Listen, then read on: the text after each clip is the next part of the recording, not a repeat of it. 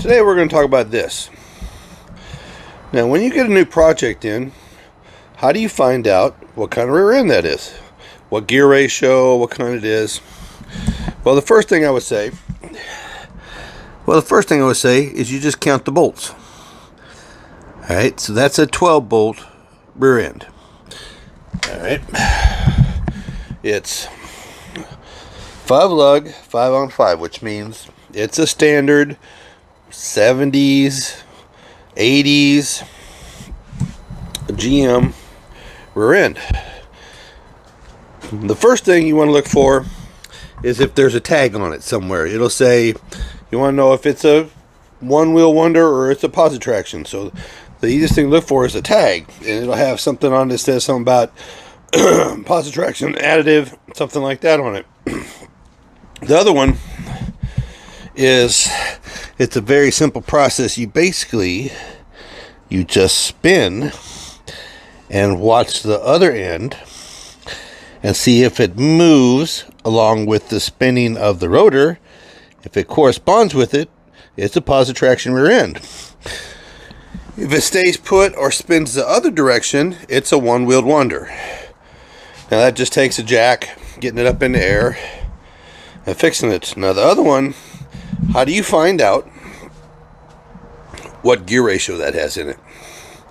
If there's not a tag, if it's gummed up, geared up, and if some of them don't have any markings on them, like GM cars will have a stamping on the housing tube right there, and it's just a basic matter of looking up what the numbers say and saying what it is.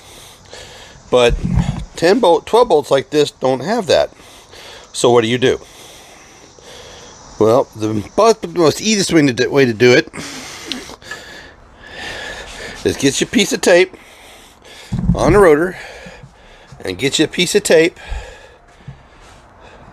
on the drive shaft or on the spline, and you set them up.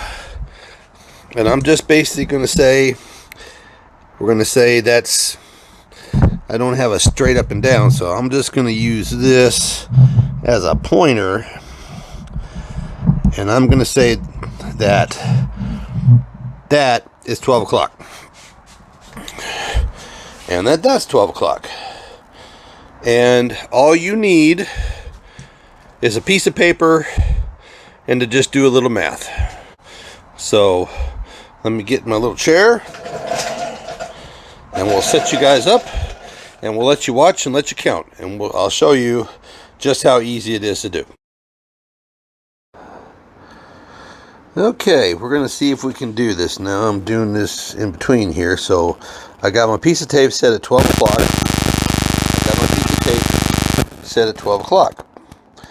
So what we're going to do is we're going to spin this one 10 times around, and we're going to count how many times that one goes around.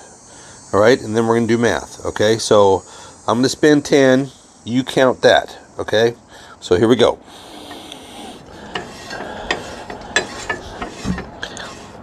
There's 1. There's 2.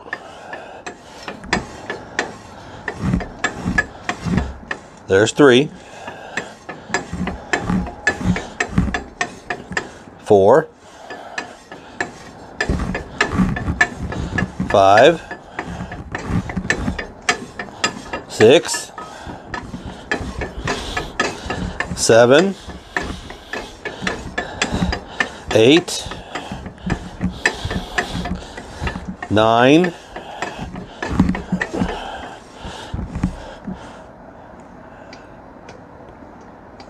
10. Okay, and if you counted the same that I counted, you got 15 and about 0.4. Okay, so 15 times around, plus if you looked at it like a clock, right now that's sitting about 4 o'clock. So if you do the math, you basically double that number on that. So that would be 30.8. And you just divide it by 10, which would be a 308 gear ratio. It's just that simple. So, and if you guys know GM gear ratios, 308 is a very common gear ratio for a pickup truck in the 70s. So I'm very confident that's a 308 open end differential 12 bolt. And it's just that simple, guys. That's how you do it. Hey, if you're here right now and you're watching, smash that like button, smash it. Okay, and going with the mantra of using what we have. Okay, so I know I have a 12 bolt 308 gear ratio. It's open-ended, but I got 308 gear ratio. Now, everyone might think that 308 is bad for the street. It is actually not too bad. It's great for mileage, for the highway, and for cruising, and just for having fun with the truck. But knowing I don't have a 350, 370, or a 410 gear ratio kind of is useful, because now I know which transmission I'm going to use. See, down here I have two choices of transmissions that I've had. That's an already built turbo 350, and then I have a 700 R4 core. So that answers the question of which transmission I'm going to go with. Which, again, because it's already built, now it saves me money. Because I have a 308 gear ratio, I don't need the overdrive transmission to make it drivable, fun, usable.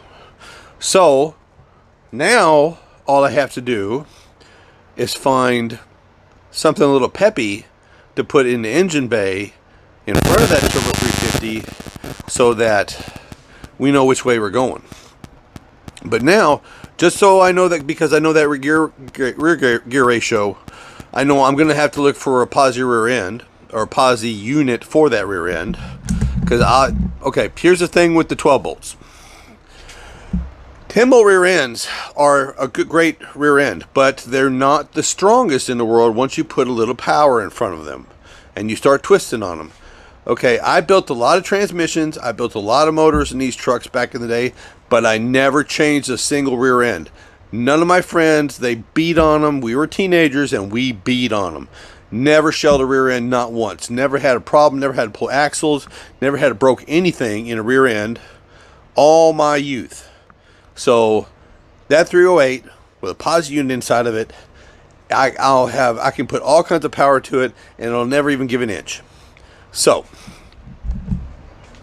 we know what gear ratio we have. We know what we have to do to make it work better, which is add the posi unit. We know what transmission we're going to use, which is already built, waiting to go in. So now we got to do is find a motor. But that's how you find out a quick, easy way of what it is, if it's open end or if it's got a posi unit, and how to figure out real quick what your gear ratio in it is without pulling the cover off of it. So if you're still here, like, share, and subscribe. Smash that like button. Y'all have a great day, because a great day today could be a better day tomorrow. Y'all be good.